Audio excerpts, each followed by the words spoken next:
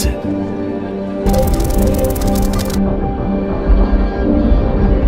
The vision awaits its appointed time. It hastens to the end. It will not lie. If it seems slow, wait for it. It will surely come.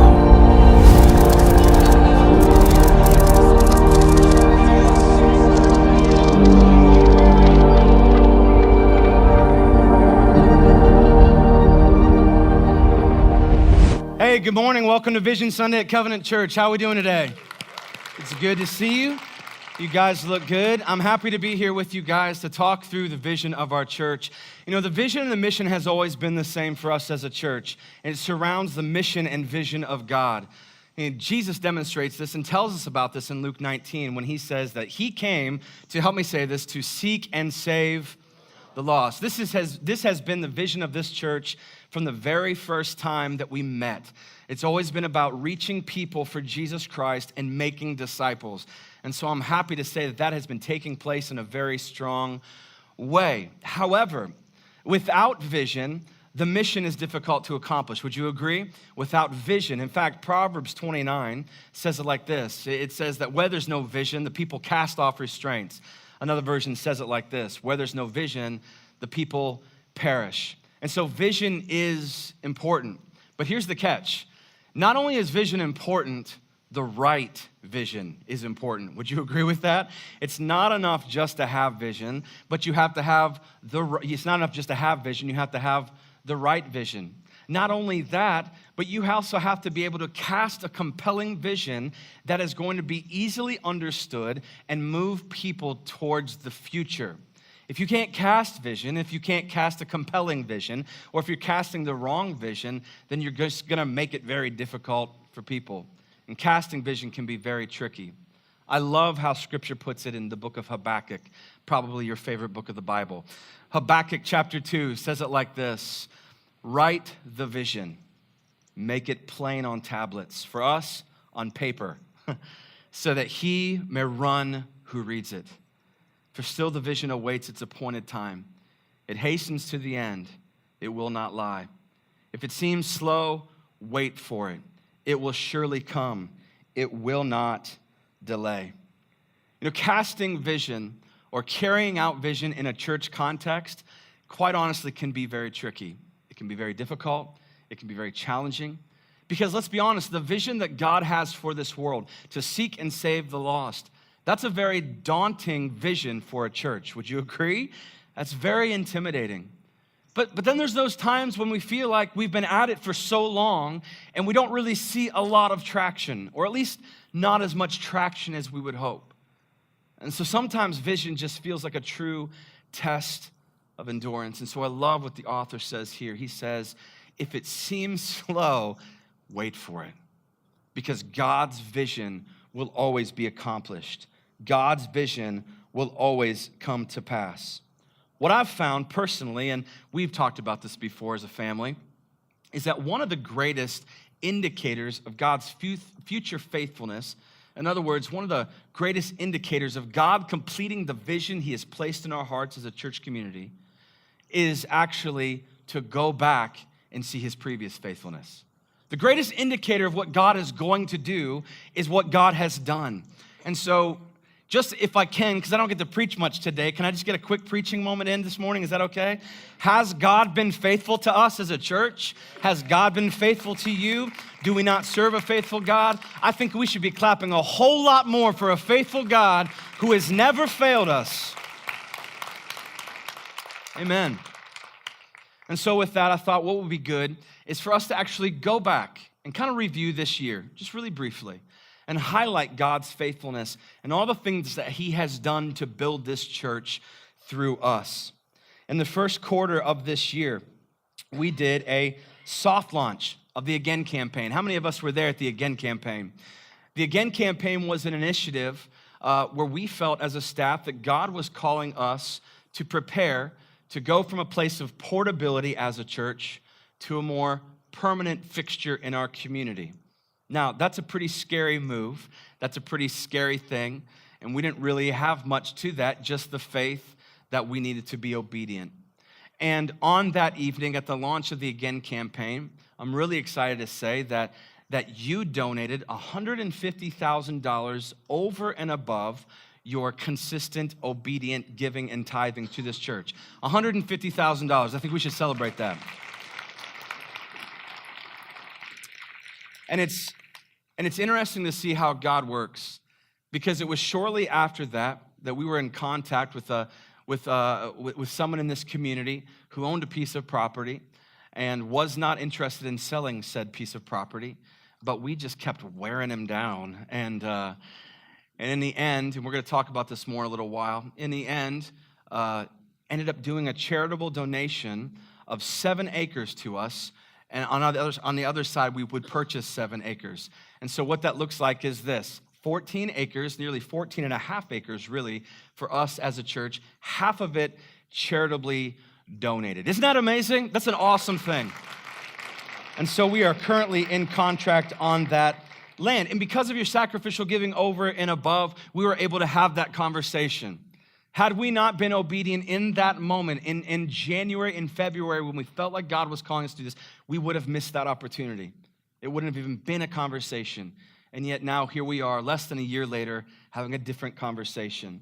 So God has been faithful. Not only that, but also then in the second quarter, we saw Kids Fest. Kids Fest is an awesome opportunity for parents and children to encounter one another and play and worship on our church property. And we saw a tremendous amount of children and families show up to Kids Fest and have a great time. And I have to give props to our children's director, Stacy Edwards. We call her Miss Stacy. Because of her great leadership, it was a tremendous success. And she also has a wonderful children's leadership team that you may not even realize, but they are hard at work every single Sunday and throughout the week. They're changing diapers, they're planning curriculum, and I thought maybe just for a moment, if we could just clap for them and make a lot of noise and celebrate them this morning. Thank you guys for what you do. Thank you. Not only that, but another one of our initiatives, I'm really excited to talk about this one. We just wrapped it up for Grove City. Now, let me give you a couple statistics. You want to hear something crazy? This past week in Fort Grove City, our desire was to love on our city with asking nothing in return. We just wanted to love on people. And because of that, we had a different outreach event every day. We had over 300 volunteers show up and donated over 690 hours of time serving our city this past week. Isn't that amazing? That is incredible. That's incredible. That is incredible. Here's a couple of the things that we did. We delivered 90 gift bags and to the Meadow Grove Transitional Housing right up the road here. We were able to put on a worship experience for them. We did some acoustic hymns and worship. We were able to lay hands on them and pray with them, let them know that they're not alone, but that they are thought about and that they are prayed for. We passed out over 1,500 door hangers, did a prayer walk on Monday, inviting our community to trunk or treat. And then God really blew away our expectations, didn't he? God blew us away at Trunk or Treat, didn't he? I mean, we had over 1,400, nearly 1,400 people stand in line to walk through our Trunk or Treat. Isn't that amazing? That's so cool. That is so cool. We also prepared and delivered meals to all of the fire stations in Jackson Township. So four different fire stations. We took them meals, we took them custom gift baskets and handwritten notes. And then just yesterday, we had so many of you and your families come out to a nonprofit that we are building a strong relationship with. They're called the Bed Brigade. The Bed Brigade delivers beds to needy children around Columbus. They build them and then deliver them. And around 45 of you showed up yesterday, and we built 20 beds, delivered 19 beds to 6 different families in need, and we had an awesome, awesome time. Can we just celebrate that for a minute? What an awesome week it has been. God has also been moving in the spiritual development of us as a church as well. We've seen new Sea Life groups started this past year. We've seen new Sea Life leaders rise up and take ownership. We've seen a second student ministry house officially launched. We formed new partnerships with missionaries from Italy and Scotland to expand God's kingdom. And we've also seen over 75 people make a first-time confession of faith this year in 2018. Isn't that awesome? That is awesome. But as good as this year has been, I'm really excited to talk with you about some new things, some new opportunities and new resources and initiatives that are going to be taking place in the first part of this next year and then moving forward. And to do that, I've invited the head of our creative department to come and share with us. So if you would, welcome to the stage, Pastor Seth.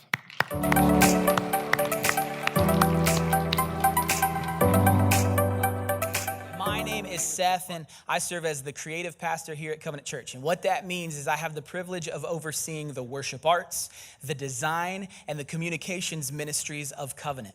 We do a lot of different things, and one of our sayings that we say within our department is that we exist to tell the story of how God is moving in the individual lives and the church as a whole of what God is doing right here in our midst. We do that in a lot of different ways, things that you guys see, like our story videos that happen on Sunday morning, other types of creative videos, our original music that we have an opportunity to write and sing here and often record. So my creative team is a hard working group of very talented people, and we can't wait to share with you a couple of the things that they're working on. To share more about one of the things that we're most excited about, please help me in welcoming our lead video designer, Luke Carmichael. What's up? What's up? Thanks, Pastor Seth. So, this is cool. I'm glad I'm up here. So, hey, what's up? So, you guys may have noticed some changes this year. There's these new lights, and there's these two random guys with cameras, and it looks a little bit different. That's because we've been testing and launching our video ministry that happened earlier this year. I'm sure some of you have seen it online, which is pretty cool. But we're not stopping there. We have some big news coming. It's pretty cool. So, consuming content right now in the modern day is changing, and it's changing a lot inside the church, and we think that's happening. So, sometimes we miss church. Sometimes we miss church because of travel, or we're sick, or we're in a different country. And we feel like we can use technology to leverage the gospel and get it in front of people who are not in here for this worship experience. So with that reason, we're going to go ahead and announce today that we're going to be doing Covenant live streaming next year. Yeah, it's pretty cool. We've been working on it, me and my team, for the past 6 months undercover. Nobody knows about it. We've been trying to figure out how on earth you can do a live stream in a movie theater, which is kind of difficult. As you can see, sometimes the screen just turns off and that kind of stuff. So we'll be on most platforms. We're going to be on Facebook and YouTube at the beginning, and then also our website. So you'll be able to watch it in all those locations, which is pretty cool. You'll be able to comment, and there'll be, you can talk to each other. It's going to be awesome. But it's going to be launching at the beginning of next year in the first quarter of 2019, and I'm really, really excited to share it with you. Thank you so much for having me. Covenant live streaming is going to be awesome. I want to talk to you guys about some of the other things that we're going to be doing as we work with this technology, leveraging this live stream technology to continue to put the gospel and gospel teaching in front of you as much as we possibly can. We're super excited about using this and moving forward, and so that's why I'm also excited to announce Covenant Midweek. So Covenant Midweek is going to be a live stream podcast that happens every single week where myself, Pastor Travis, and sometimes other guests will get together and continue a conversation about whatever we're going through in our current series in the middle of the week as we continue to talk about what is going on in our teaching and what God is doing in our church. One of the toughest things about being a communicator and preparing teaching and preaching and that sort of thing is the format only allows for so much time. And so a lot of what you prepare ends up getting cut for time. And so we want to use this opportunity to continue that conversation and get a little bit deeper into some of the things that we've been talking about in our current series each and every week.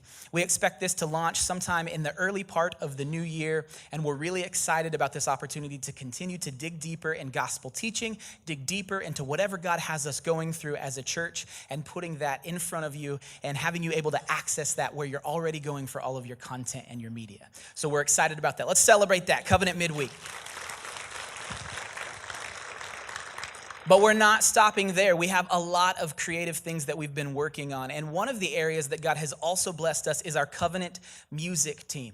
Our Covenant music team is so incredibly talented. We have an opportunity to write and record and release original music. And to talk more about some of those projects that we have coming up, I want you to help me in welcoming up our Covenant music team leader, Zach Taylor.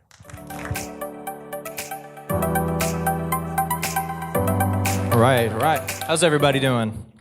Awesome. Well, back in 2016, we released our first full-length album called All This Light. And that was when we really realized how much of a passion we had for releasing original music for our church and for the Church of Christ.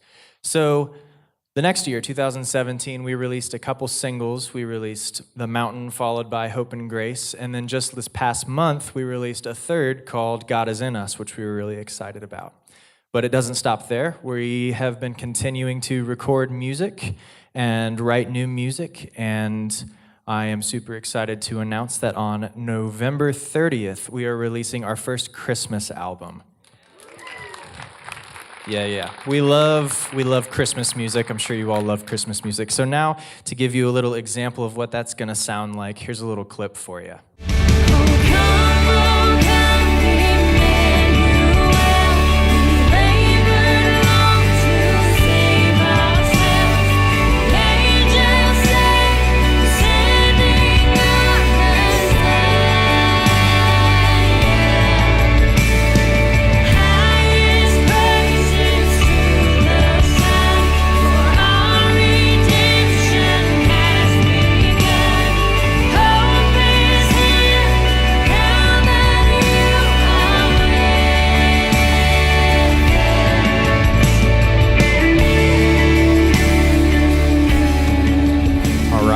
So that's that.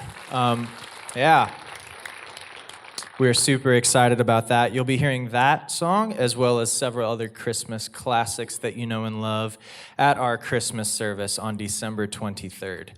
So to stay up to date with all the future music projects we have going on, follow us on social media at COVNT Music. Thank you, guys. Thank you, Zach. So hopefully you'll join us at a Covenant Christmas on December 23rd. We're excited about that. That's another one of our great services that we have every single year. So please mark your calendars for that. As you can see, the Covenant team has been working hard. The Covenant Creative team has been working hard on a lot of different things. And I actually have one more thing that I want to share with you before we move on to some of the other things that Covenant has going on. And one of the things that we get asked a lot is if people are allowed to buy like shirts, or if they're allowed to buy a mug, or if we're ever going to make a hat or a sweatshirt or that type of thing. So today, I have good news for you who ask that question. Today, we are announcing Covenant Apparel. So, yes.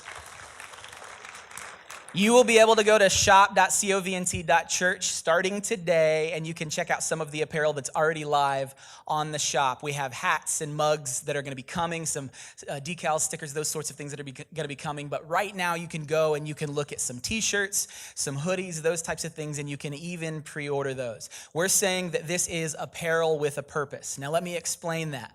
What that means is that it's apparel in the sense that you can buy it and you can wear it and you can rep your home church and you can look fly while doing it, but it has a purpose because every single dollar that we make will go towards some sort of missions initiative, missions trip, outreach project, or other special project. So with our fall 2018 line that we're announcing today, every single dollar that we make, instead of going in the pocket of Homage or whoever else, we're going to have going into our building fund as we continue to try and raise the money we need to build our home building. So starting today, you can go and you can pre-order. Pre-orders will be available until about December 1st, and then we'll begin fulfilling those orders. So understand that this is a pre-order and then fulfillment right here at Church Process.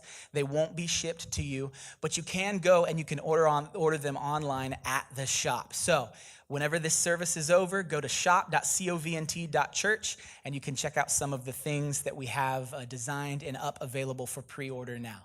So we're very excited about that. Can we just celebrate that? That's good stuff. So now you can stop asking me about sweatshirts. Go and buy yourself one. So we're so thankful and excited about all of these things that the creative department has been able to work on, but there's other stuff going on in our church, and we're excited to talk more about that as well. So please welcome back up Pastor Travis. Thanks. As somebody who calls Covenant their home, I'm really, really thankful for how hard Pastor Seth and his whole creative department work in doing these things and putting together these shirts and these songs. He has a real heart to connect to church community. I'm very thankful for that. But as the pastor of this church, I also recognize that we have some very practical needs as well. And part of that comes from the fact that we have a lot of young families within our church. And these young families have a lot of children, myself included. And in fact, 30% of our overall church is made up of people under the age of 18. That's a lot of kids. That's a lot of kids, right? And as a result of that, what happens is every week we get calls, emails, text messages, just parents crying their eyes out, whatever it turns out to be. And we get a lot of questions regarding how do I parent a child? What does it look like to raise kids or teenagers with a biblical worldview? And so what we have developed and what we are excited to announce is this new initiative called Summit. Summit is going to be a forum where you are going to be able to ask questions, and then we as a pastoral staff are going to sit and talk through some of the difficult questions that may need a little bit more delicate touch than a Sunday morning can give. And in the Covenant Life Ministries, what we view our mission as is we are training disciples to lead the church without end. Okay, and so our goal is from birth to death, that we are all being disciples, making disciples. And so today, as we talk a little bit about this summit, I wanted to first introduce you all to our Sea Kids director, Mrs. Stacy Edwards. Would you give it up for Stacy? Good morning. Okay, so experts say that every single person alive today has at some point in time been younger than they are right now. Wait a minute. Experts? Where did you get that? Wikipedia? What's wrong with Wikipedia? Anyone can edit it. That doesn't make them an expert. Okay, fine. Let's just ask the church then. Can you raise your hands if at one point in time you were younger than you are right now? All right, that proves nothing, but Okay, I have more. Okay, according to a recent Harvard study, the vast majority of adults have had some type of parental experience. Hold on. Okay. You don't need a Harvard study to tell you that the vast majority of us have had some type of parent. All of us have had some type of parenting in our life. Well, not Mowgli from Jungle Book. Oh my gosh. Okay, well, we will ask people. How many of you have had some type of parent who has helped to help you grow up at some point in your life? Anyone? Now, how many of you have been raised by wolves like Mowgli from the Jungle Book? See? I knew there would be a couple of you. Okay, so the point I'm trying to make is that all of us have been young once. All of us have been parented by somebody. And actually, the way in which we were parented often influences the way we parent. Yeah, that's true. The way that we were parented does influence the way that we parent our kids. And I'm in a unique position here at Covenant where I get to spend a lot of time with parents, and I get to see the challenges that high school and junior high students face. And I have young kids, and I work closely with Stacy, and so I know the reality of what kids face today. And the truth is that it's much different than the reality that you guys faced when you were young. And so even now, the challenges are completely different. And I'm convinced that the church has to step up and face some of these challenges that parents face head on. Well, some of you may know our story, and some of you may not. Tony and I have 4 children. We have Abby, who's 23, Megan, who's 21, Grayson, who's 6, and Archer, who is 4.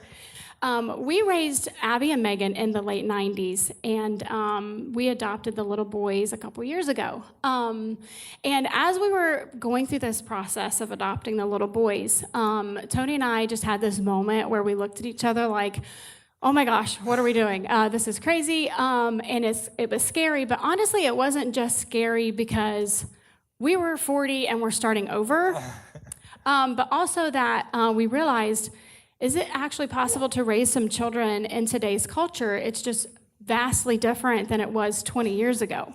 Yeah, so you experienced raising your girls who are 20 now, and now you're raising 4 and 6-year-olds, and it's different. And I know that Scripture gives us biblical principles on family and how we raise our children, but my fear is that we are just blindly going to be raising our kids the way that we were raised, expecting them to face the same challenges on the same timeline that we did. And the truth is, they're not going to. Technology has advanced to the point where you have the world at your fingertips right here in a cell phone.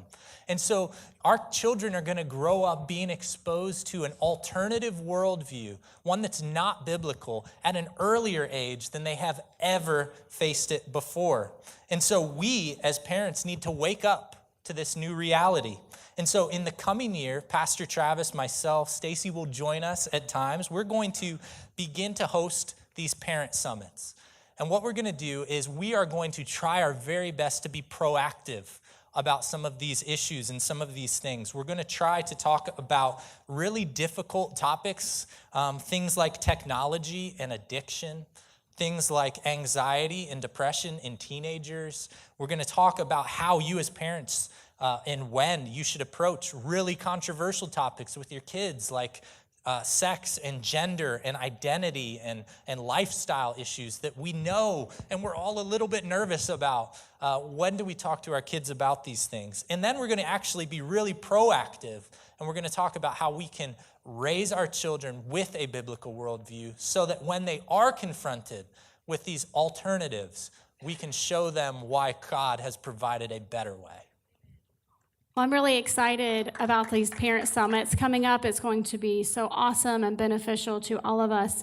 As a mom who has raised children to adulthood, I just realized the responsibility given to us to raise these kids to be kind, healthy, responsible adults. But I also realized the calling that we have been given from God to raise these children to know Him, and especially today. And I honestly cannot think of a higher calling than this. Yeah, that's right. So I'm really excited. These summits will be available on video, so you don't have to be here. You'll be able to access this stuff really, really quickly. We're hoping to do this in the first quarter of next year, and I cannot wait to have those conversations with all of you guys. Thank you so much. Thank you. So last January, when we began this process of putting together a campaign because we felt that God was asking us to be obedient in preparing to move from portability to permanency, we did not have any specific location. We did not have any specific building. We just had, as a church, the faith that God was calling us to prepare. God was calling us to be obedient in preparing to go, to move. And so, as I mentioned before, we kicked off with a soft launch of the Again campaign that went well. And cut to July, we entered into contract on this piece of property, which is just down the road, and it's awesome. And since then, you say, well, what's happened since then? Well, since then, we have been in a process of due diligence. That's what it's called. And due diligence, you say, what is that? Well, it's a lot of things. Here's a couple of the things. Can we put a building on the land? We like the land, but can we actually put a building on it? Can we afford to put a building on this land? We have to do things like soil testings to determine, this is all the fun stuff that you're so excited about. Soil testing to determine what type of septic system we need. Do we need a leach bed? Do we need a mound? Do we need something else? We have to figure out what type of well we can drill. We had to interview civil engineers and architects and builders, and then we had to hire civil engineers, builders, and architects. We had to work with the county, work with the state, work with the EPA, work with zoning, work with the township, work with all these people. And so that's what we have been doing. And it's been going phenomenal. It's been going really well. Now, what I would like to show you, because the list goes on and on and on. I mean, I have like a really long list here of all this stuff, what we've been doing. But I want to get to exciting things. Because I'm excited to share with you, hopefully, share with you for the first time today, an actual rendering of what our future building is potentially going to look like. Do you guys want to see that? Yeah? Cool. Check this out.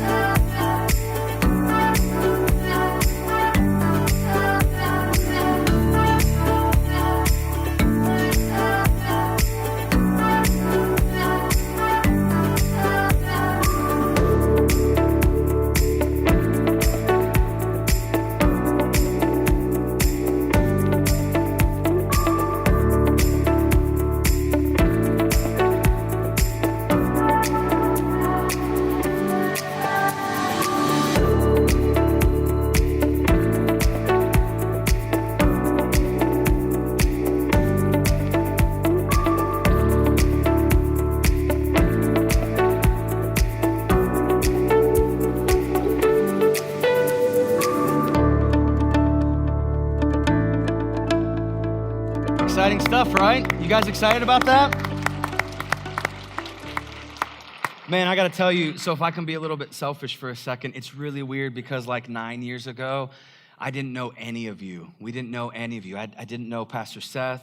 I did know Pastor David, and I knew my wife. And that was about it. And God gave us vision. And it's just weird for me. I gotta be honest with you. It's such a wild reality for us to be in a place like this, now having vision for this building and land, when 9-10 years ago, it was me by myself in my basement. It's just the weirdest thing. And it's just so cool how God can take a simple vision and dream, no matter who he gives it to, and be so faithful through it. You know what I mean? It's such an awesome thing. And I'd really like to hear a little bit more about the design that went into this. Could you tell us about that, Pastor Seth? Yeah, definitely. Check. Hey, so one of the things that we're trying to do with this building is balance the size and the fact that the bigger it is, the more expensive it is with our needs as a church. And so we sort of came to a place where in a 12,000 square foot building, with a mezzanine or a second floor in part of it, we have about a little over 16,000 usable square feet in this design. We're really excited about that because that allows us to meet the needs of our immediate church size and ministry while also allowing for growth and development and expansion in other ways as well. In that auditorium that you saw, there's going to be somewhere between 350 and 400 seats. So that means that every single person who attends Covenant as an adult will have room for you to come and sit. And between two services, we'll be able to house around 1,000 people on the campus, which is really, really exciting. We're going to talk more about the kids side of that in a minute. One of the other things that we cared a great deal about is the flow of the building.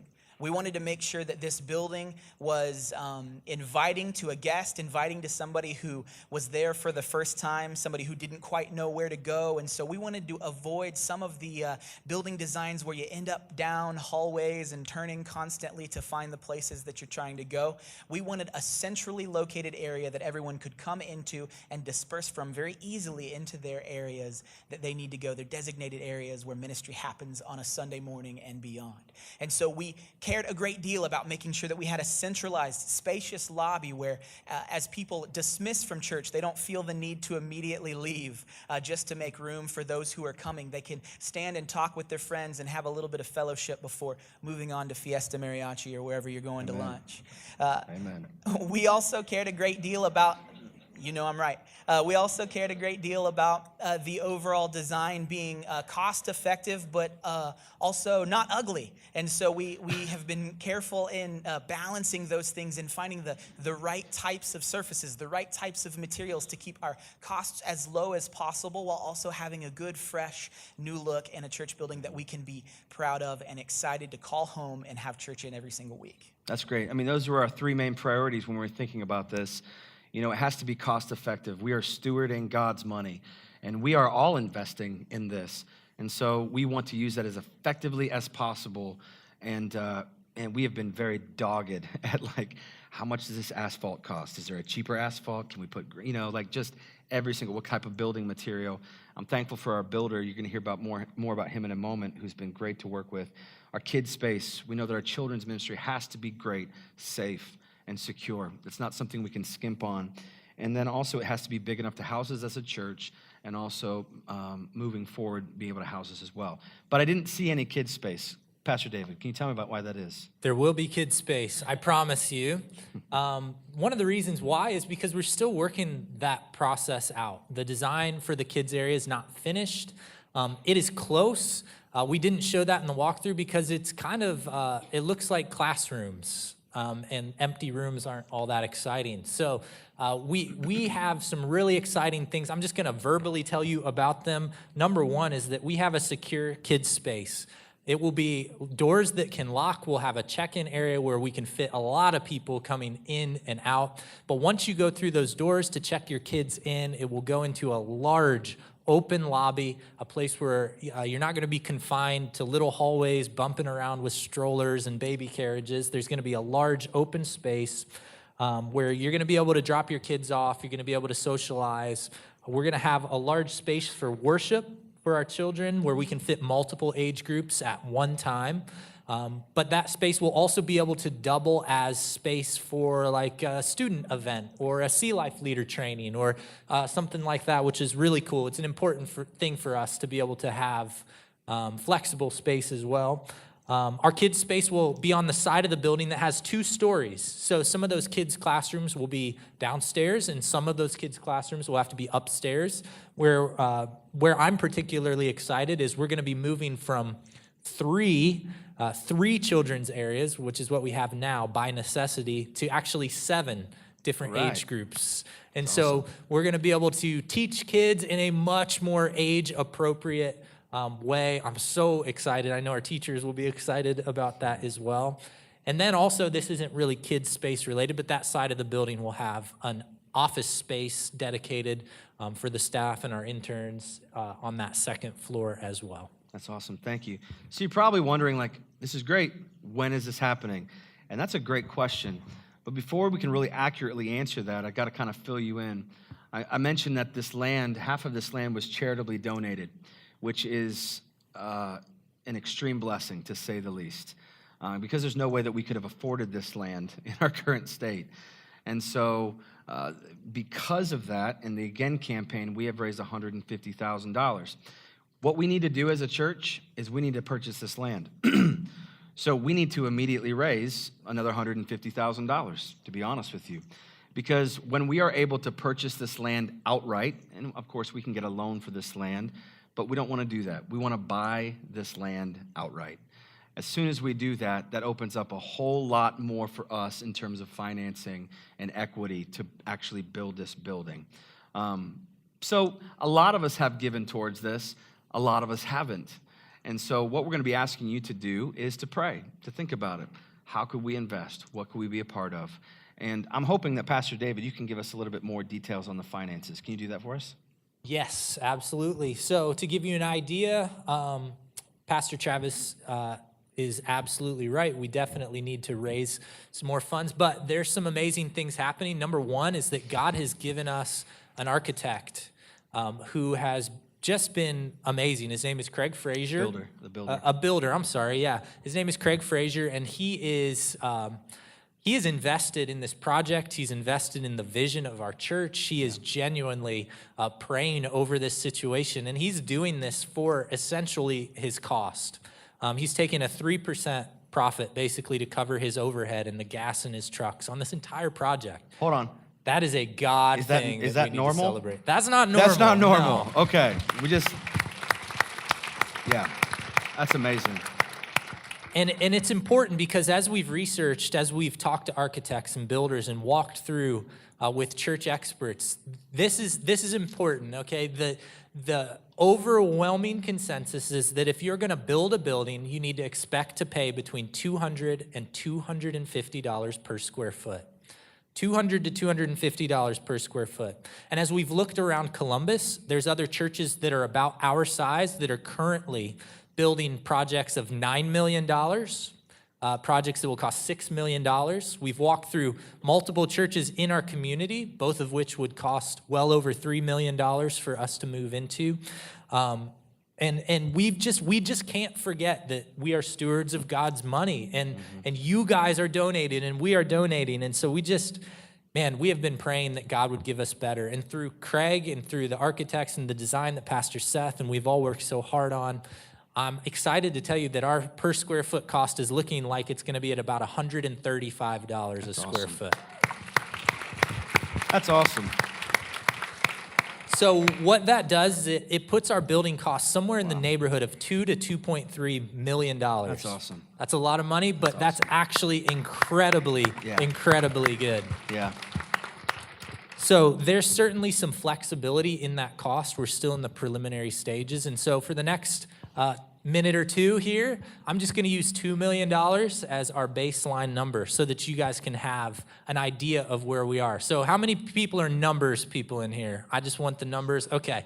Well, for those of you who aren't, pay attention. This affects you as well. So if our building cost is at $2 million, currently our church, we can afford to borrow. We think it's responsible to borrow no more than $1.4 million. And so that leaves us a gap.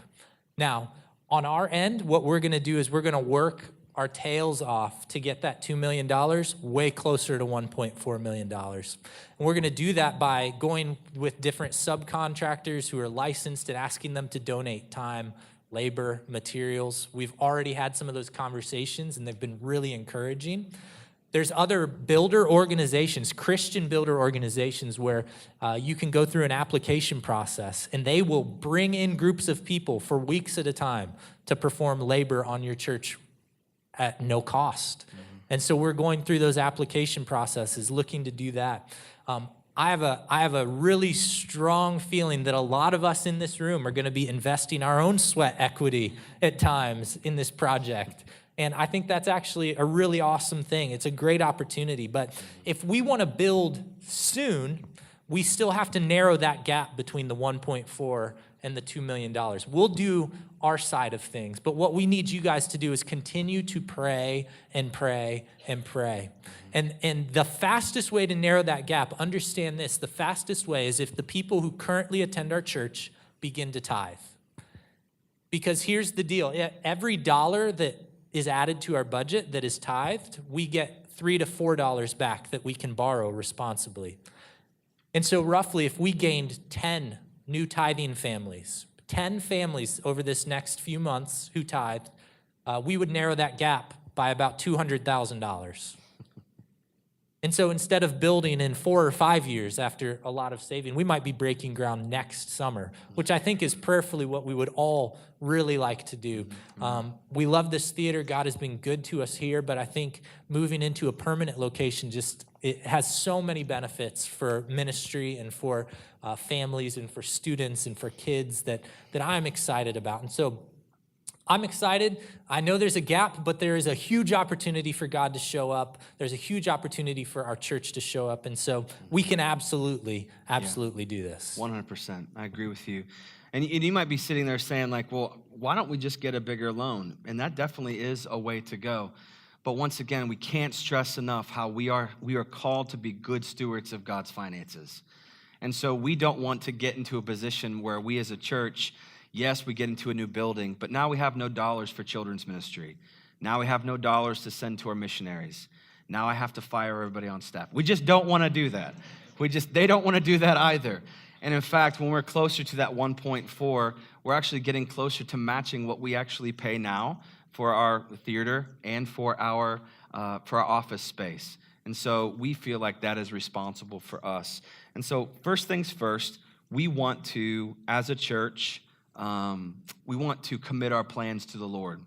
And so I'm going to invite you to do that. That might seem very, very kind of a funny first step, but we don't feel that it is. We've worked very hard, and our team has worked very hard to bring you very accurate information, to design and build something that would not only be functional, but would be practical throughout the week, would serve us well for years and years and years and years to come. And so we have done that. So this is the information. And what I'm asking us to do now as a family is to commit these plans to the Lord. Does that make sense? Scripture teaches us that we are to hand our plans to God and to commit them to Him. And let's pray together this morning. Father, once again, we want to unite as a church and just thank you for all that you've done, all that you continue to do, how you continue to work and move and save souls, put families back together. God, what you are building here is very unique and very special. Keep us from messing it up. Keep us from turning the wrong way. May we be found faithful. And may we as a church community, each one of us, take ownership in this church, from serving to giving to praying to leading. Thank you for what you've called us to. We praise you for what you've done, and we thank you in advance for what you're going to do. In Jesus' name we pray. Amen.